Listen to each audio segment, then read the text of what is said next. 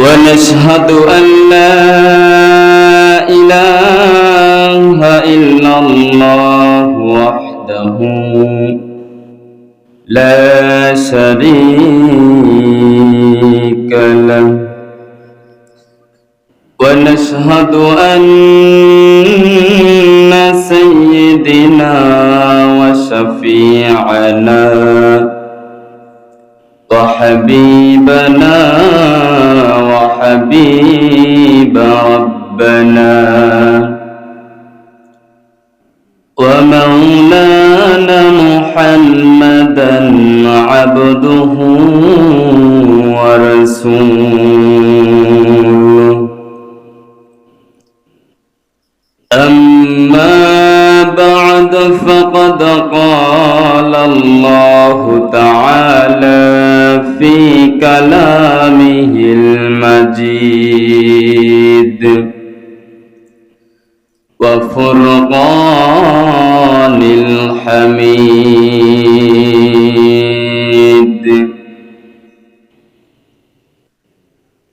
ونفخ في الصور فصعق من في السماوات ومن في الأرض إلا من شاء الله ثم نفخ فيه أخرى فإذا هم قيام ينظرون.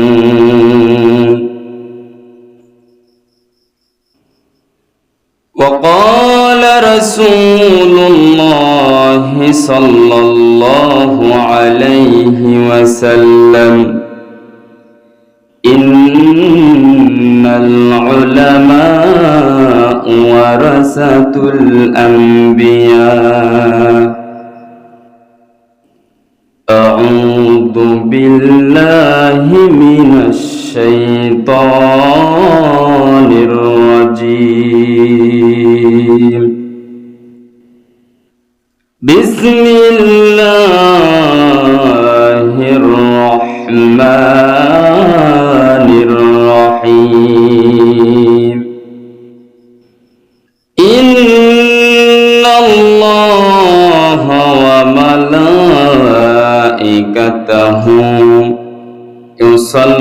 يصلون على النبي يا أيها الذين آمنوا صلوا عليه وسلموا تسليما.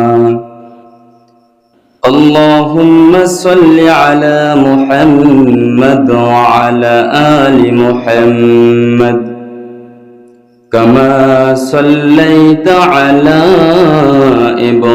إبراهيم وعلى آل إبراهيم إنك حميد مجيد. খেনা দিন প্রচারের কাজে নিজেকে দিয়েছ বিলিয়ে, তায়েফের কাফিরেরা চিনল না এ আলো, দুষ্ট ছেলেদের পিছু দিল লেলিয়ে। পাথরের আঘাতে ক্ষত বিক্ষত হয়ে সারা শরীর থেকে রক্ত ঝরে। হে রাসূল তোমাকে ভুলি আমি কেমন করে। হে রাসূল তোমাকে ভুলি আমি কেমন করে। আলহামদুলিল্লাহ, সমস্ত প্রশংসা সেই মহান আল্লাহ রাব্বুল আলামিনের দরবারে, যে মহান আল্লাহ রাব্বুল আলামিন আমাদের সকলকে আজকে একটা এই আল্লাহ তাআলার মজলিসে এসে বসার তৌফিক দান করলেন। আমরা সকলেই আল্লাহ তাআলার কাছে লাখো কোটি শুকরিয়া আদায় করি অন্তরের অন্তরস্থল থেকে। মুসলমানের কণ্ঠে কালিমাতুশ শুকর আদায় করি, সকলে পড়ি আলহামদুলিল্লাহ। আলহামদুলিল্লাহ। এবং সেই মহামানবের প্রতি দরুদ ও সালাম পাঠ করি যিনি আখির নবী, বিশ্ব নবী জনাবে মুহাম্মদুর রাসূলুল্লাহ, সকলে পড়ি সাল্লাল্লাহু আলাইহি ওয়াসাল্লাম। তো আলহামদুলিল্লাহ, আমরা সকলে কেমন আছি? আলহামদুলিল্লাহ। ভালো রাখার মালিক কে? আবার অসুস্থ বানিয়ে পরীক্ষা করেন কে? আবার এই সময় এতটা রোদ গরম দিয়ে পরীক্ষা করতেছেন কে? আল্লাহ তাআলা। তো এই জন্য সবসময় শুকরিয়া করবো কার? আল্লাহ তাআলার। তো এই যে আমাদের সামনে যে আযাব এবং এই তীব্র গরম, তো এই যে আযাব আর গরম এগুলো কিন্তু বান্দার নিজের হাতের কামাই। এগুলো কি বান্দার নিজের হাতের কামাই? আমরা আমাদের হাত দিয়ে এগুলো কামাই করছি। আল্লাহ তাআলার যে আযাব, এই আযাবগুলো আমরা হাত দিয়ে কি করছি? কামাই করছি। আমরা এমন একটা সময় এসে দাঁড়িয়েছি, আর আমি এমন একটা সময় আপনাদের সামনে উপস্থাপনা করতেছি হাদিসের ভাষ্য অনুযায়ী যে ইমাম মাহদী আলাইহিস সালাতু ওয়াস সালাম আমাদের দরজায় এসে নক করতেছেন। এমন একটা সময় আমরা একটা মজলিসের মধ্যে বসে আছি, হাদিসের ভাষ্য অনুযায়ী দাজ্জাল এসে আমাদের দরজার মধ্যে কড়া নাড়তেছেন। এমন একটা সময় আমরা একটা মজলিসের মধ্যে বসে আছি, এটা হাদিসের ভাষ্য অনুযায়ী। আল্লাহ রাসূল সাল্লাল্লাহু আলাইহি ওয়াসাল্লাম এই যে ইমাম মাহদী আলাইহিস সালাতু ওয়াস সালাম এবং দাজ্জাল যে আসবে এর ৭০টা ভবিষ্যৎবাণী করে গেছেন। কতটা? ৭০টা ভবিষ্যৎবাণীর মধ্যে ৬৬টা ভবিষ্যৎবাণী বাস্তবায়ন হয়েছে, বাকি আছে কয়টা? ৪টা। এই ৪টার মধ্যে আবার ইয়াজুজ এবং মাজুজ এক জাতির হিংস্র প্রাণী বের হবে। ইয়াজুজ এবং মাজুজ নামক এক জাতক প্রাণী বের হবে। এই প্রাণীগুলো হবে এমন হিংস্র, তারা দুনিয়ার সমস্ত কিছু খেয়ে ফেলবে। এবং এই ইয়াজুজ এবং মাজুজকে আমরা তার সঙ্গে মোকাবেলা করার মতো কারো ক্ষমতা থাকবে না। এমনকি ঈসা আলাইহিস সালাতু ওয়াস সালামেরও ক্ষমতা থাকবে না এই প্রজাতির সঙ্গে যুদ্ধ করা। আল্লাহ তাআলা তাদেরকে এমন হিংস্র করে কি করবেন? পাঠাই দেবেন। তাহলে আল্লাহ রাসূল সাল্লাল্লাহু আলাইহি সাল্লাম কিয়ামত সংক্রান্ত যে ভবিষ্যৎবাণী করেছেন ৭০টা, তার মধ্যে ৬৬টা ভবিষ্যৎবাণী কি হয়ে গেছেন? বাস্তবায়ন হয়ে গেছেন। শুধুমাত্র ৪টা ভবিষ্যৎবাণী বাকি আছে, তার মধ্যে একটা কি? ইয়াজুজ এবং মাজুজ। আরেকটা আছে কোরআনের ভাষায় দাব্বাতুল আরদ, যে এমন একটা প্রাণী বের হবে মক্কার জমিনে, এমন একটা প্রাণী মাটি ফেটে বের হয়ে আসবে, আর ওই প্রাণীটা শেষ প্রহরে এসে তার গলাটা এত উঁচু করবে, মাথাটা এত উঁচু করবে এবং বলতে থাকবে যে ও দুনিয়ার মানুষ, তোমরা জেনে রাখো যে আজকে রাত থেকে আল্লাহ তাআলা তওবার দরজা বন্ধ করে দিয়েছে। কি বলবে? যে আজকে রাত থেকে আল্লাহ তাআলা তওবার দরজা বন্ধ করে দিয়েছে। তাহলে অবশ্যই আমাদেরকে এই সময়ে আর দেরি করার সময় নেই, আমাদের তওবা করার সময় চলে এসেছে। আমাদেরকে অবশ্যই তওবা করে আল্লাহর দিকে ফিরে আসতে হবে। অবশ্যই কি আল্লাহর দিকে ফিরে আসতে হবে, কারণ আল্লাহ রাসূল সাল্লাল্লাহু আলাইহি সাল্লাম বলেছেন যে আমি আর কিয়ামত অনেকটা কাছাকাছি নাজিল হয়েছি। সাহাবা আজমাইন জিজ্ঞেস করলেন, ইয়া রাসূলুল্লাহ, অনেকটা কাছাকাছি বলতে কি রকম কাছাকাছি? তখন আল্লাহ রাসূল সাল্লাল্লাহু আলাইহি সাল্লাম বললেন যে আমার 2টা আঙ্গুল যত কাছাকাছি আমি এবং কিয়ামত অত কাছাকাছি নাজিল হয়েছি। তাহলে বলেন তো এই 2টা আঙ্গুল কতটুকু ফাঁক? অনেক দূর না, কিন্তু আল্লাহ রাসূল বলে গেছেন যে আমি আর কিয়ামত খুব দ্রুত, অতি কাছাকাছি আমরা দুজন নাজিল হয়েছি। আমার 2টা আঙ্গুল যেরকম ফাঁকাফাঁকি, আমি এবং কিয়ামত ঠিক অনুরূপ কাছাকাছি নাজিল হয়েছি। তাহলে আল্লাহ রাসূল যে ভবিষ্যৎবাণীগুলো করে গেলেন তার মধ্যে ৭০টার মধ্যে ৬৬টা সফল হয়ে গেছে, বাস্তবায়ন হয়ে গেছে, বাকি আছে ৪টা। তার মধ্যে এক জাতির প্রাণী আছে কি? হিংস্র প্রাণী, ইয়াজুজ এবং মাজুজ, তারা এমন এক জাতের প্রাণী, তারা দুনিয়ায় এসে সমস্ত জিনিসগুলো খেয়ে ফেলবে, সমস্ত পানি খেয়ে ফেলবে। তাদের সঙ্গে যুদ্ধ করার মতো ক্ষমতা আমাদের মানুষের কারো নাই। ঈসা আলাইহিস সালাতু ওয়াস সালাম আল্লাহর কাছে দোয়া করবেন যে আল্লাহ তুমি এই প্রজাতিকে ধ্বংস করে দাও। কি করবে? এই প্রজাতিকে ধ্বংস করে দাও। আল্লাহ তাআলা তার দোয়া কবুল করবেন এবং আল্লাহ তাআলা আসমান থেকে এমন এক জাতের পাখি পাঠাবেন, যেই পাখির নখ বড় বড় হিংস্র নখ হবে। এই নখ এলা পাখিগুলো এসে তার আগে আল্লাহ তাআলা এমন একটা ভাইরাস দেবেন, এই ইয়াজুজ এবং মাজুজ এই সৈন্য দলের তাদের গলার মধ্যে একটা ভাইরাস ঢুকে দেবেন। এই ভাইরাস একটা মহামারী রোগ। এই রোগে এই ইয়াজুজ এবং মাজুজ সকল প্রাণীগুলো ধপধপ করে জমিনের মধ্যে পড়ে মারা যাবে। এরপরে এই জমিনটা তো পরিষ্কার করা লাগবে। তখন আল্লাহ তাআলা আসমান থেকে এক জাতের প্রাণী, এক জাতের পাখি পাঠাবেন, তাদের নখগুলো অনেক বড় বড়। এই পাখিগুলো এসে এই ইয়াজুজ এবং মাজুজের যে দেহগুলো পড়ে থাকবে, এই দেহগুলোকে উঠায় নিয়ে কোথায় গিয়ে যে ফেলে দেবে আল্লাহ ছাড়া কেউ ভালো জানে না। সুবহানাল্লাহ। এরপরে আল্লাহ তাআলা একটা বৃষ্টি দিয়ে এই জমিনটাকে ধুয়ে ফেলবে।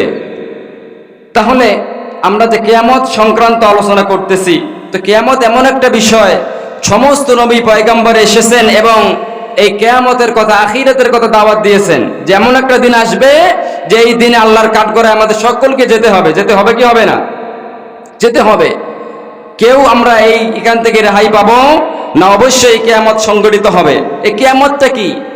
কিয়ামতটা কি আমরা এই সম্পর্কে একটু আলোচনা করব তো ইনশাআল্লাহ।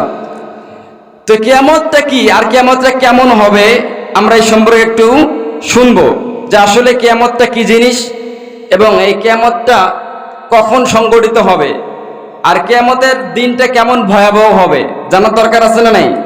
অবশ্যই জানার দরকার আছে। আমরা জানবো ইনশাআল্লাহ। আল্লাহ তাআলা আমাদের সকলকে শেষ পর্যন্ত ধৈর্য ধারণ করে থাকার তৌফিক দান করুক। আমরা সকলে বলি আল্লাহুম্মা আমিন। আল্লাহ তাআলা এই কিয়ামতটা কিরকম হবে, কিয়ামত সংক্রান্ত একটা সূরা নাজিল করেছেন, আল কারিয়া। সূরার নাম কি? আল কারিয়া। আল্লাহ তাআলা এই সূরার শুরুতেই বললেন আল কারিয়া। এর অর্থ কি জানি আমরা? জানি না। আল্লাহ তাআলা এই অর্থের মধ্যে বলতেছেন যে মহা দুর্ঘটনা, একটা দুর্ঘটনা। তো এরপরে বলতেছে মাল কারিয়া, কি সেই দুর্ঘটনা? ওমা আদরাকা মাল কারিয়া, তোমরা কি জানো সেই দুর্ঘটনা কি? তাহলে একটা কথা যখন তিনবার রিপিট করা হয় তাহলে অবশ্যই ওই কথাটার গুরুত্ব আছে না নাই? আল্লাহ রাসূল সাল্লাল্লাহু আলাইহি সাল্লাম মক্কাতে বললেন যে আল কারিয়া। মক্কার লোকেরা তো আরবি জানতো না? জানতো না? জানতো। তারা বললেন কি? আল কারিয়া অর্থাৎ মহা দুর্ঘটনা।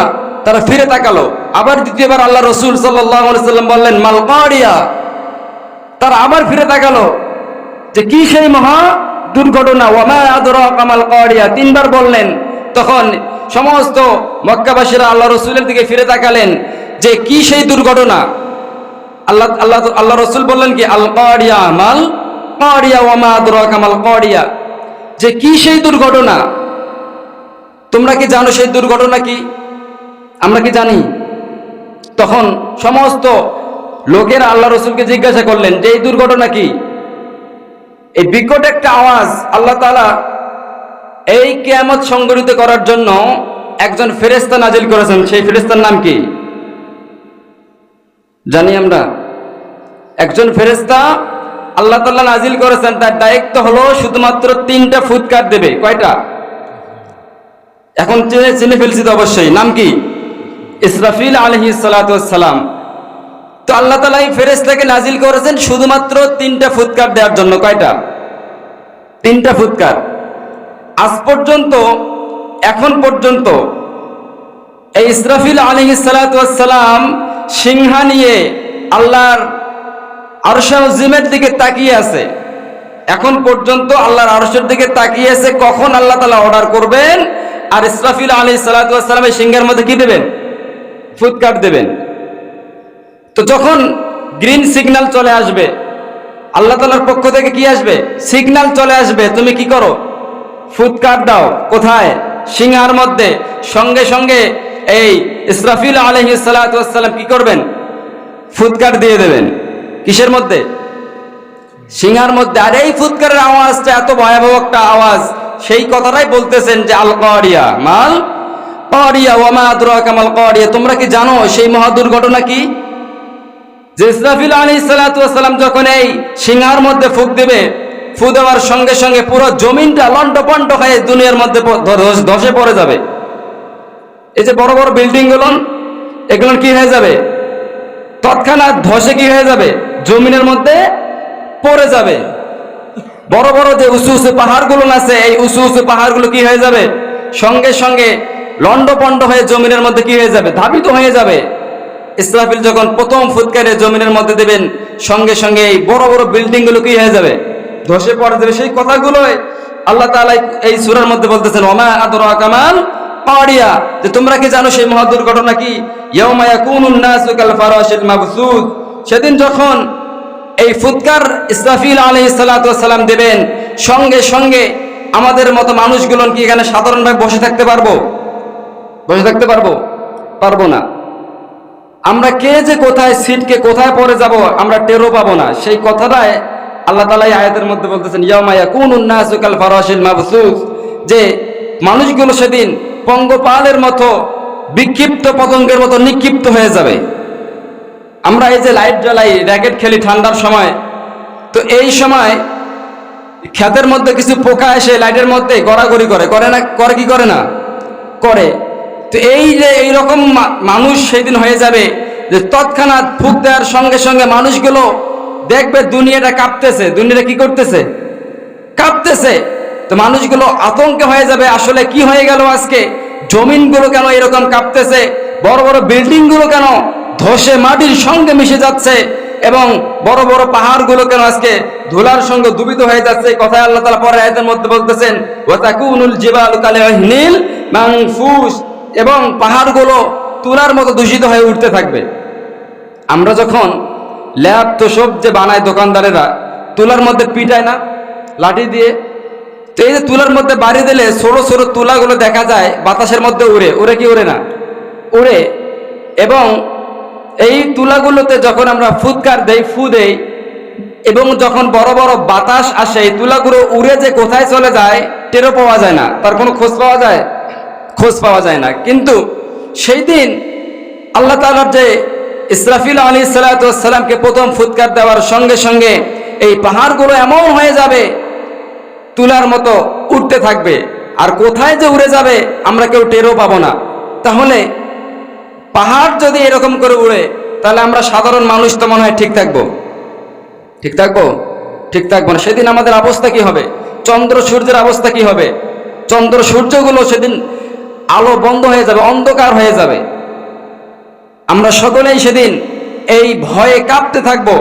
এই অবস্থা যখন দুনিয়ার, এমন সময় আল্লাহ তাআলা ইসরাফিল আলাইহিস সালাতু ওয়াস সালাম বলবে যে তুমি দ্বিতীয় ফুৎকার দাও। কয় নাম্বার ফুৎকার? দ্বিতীয় ফুৎকার দেওয়ার সঙ্গে সঙ্গে পৃথিবীর সমস্ত মানুষগুলো মরে শেষ। আল্লাহ তাআলা মালাকুল মাউতকে বলবে যে পৃথিবীর সমস্ত মানুষের রূহগুলো কবজ করে নাও। পৃথিবীর সমস্ত মানুষগুলো কি করে নাও? রূহগুলো কি করে নাও? কবজ করে নাও। সমস্ত মানুষের রূহ কবজ হয়ে গেল। আল্লাহ তাআলা এবার মালাকুল মাউতকে ডেকে বলবেন ও মালাকুল মাউত আখবিরনি মান ইয়াবকা, এবার বল আর দুনিয়ার মধ্যে কে কে জীবিত আছে? মালাকুল মাউত বলবে আল্লাহ, দুনিয়ার সমস্ত মানুষগুলোকে আমি শেষ করে ফেলেছি, আর একটা মানুষও নাই। যেই মানুষের কোলাহলে পৃথিবীতে চলাচল করা সম্ভব হতো না, অনেক মানুষ আদম আলাইহিস সালাতু ওয়াস সালাম থেকে শেষ পর্যন্ত মানুষ আর মানুষ, মানুষ আর মানুষ, এই মানুষের আখরিতে যেন পৃথিবীতে এমন মানুষ হয়ে গেছে যে মানুষের জঞ্জাটে আমরা চলতেও পারি না রাস্তাঘাটে। মানুষ আর মানুষ আর মানুষ আর মানুষ। আর ইসরাফিলের দ্বিতীয় ফুৎকার দেওয়ার সঙ্গে সঙ্গে সমস্ত মানুষগুলো কি মরে শেষ। সমস্ত মানুষগুলো কি মরে শেষ। এরপর আল্লাহ তাআলা বলবেন ও মালাকুল মাউত, এবার জিন জাতি ধরো। এবার মালাকুল মাউত জিন জাতিকে থেকে ধরে একটা একটা করে সমস্ত জিনগুলোকে শেষ করে ফেলবে।